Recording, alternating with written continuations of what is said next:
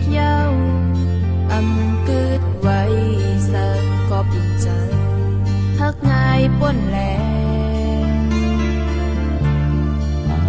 ถึงที่สุดได้กาตั้งตกน้ำตา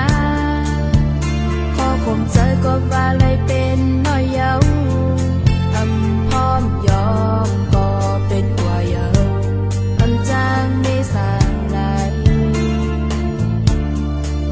ก็เพราะพาใจสายเดียว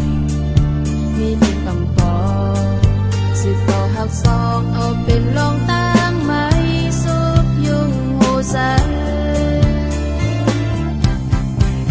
ได้สิบพักแค่ก็นั่งวนในใจก็ว่าเป็นพอมาตั้งหลังอำเขาเป็นคนเขาก็หักอ่อนเปิ้นก็โกบาปแผลย้อนส่งคืนผู้เป็นเจ้าของเต่าสายเอาน้ำล้างลูกแปดตั้งหาเข้าสองไว้เป็นเบือนฝันในคำคืนหนึ่งดินเจ้าฟ้าใสก็จำหายสึกวันเมื่อแทง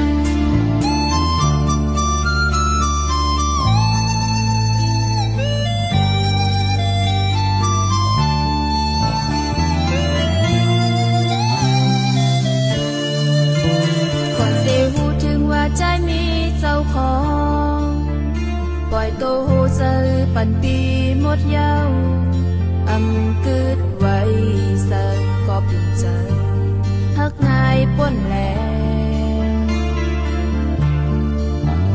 ถึงที่สุดได้กาตั้งตกน้ำตาขอข่มใจก็ว่าเลยเป็นน้อยเย้าอำพร้อมยอมก็เป็นกว่าเย้าอำจางไม่สร้างไหลก็เพราะพาใจสายเดียวมีหนึ่งคำปอ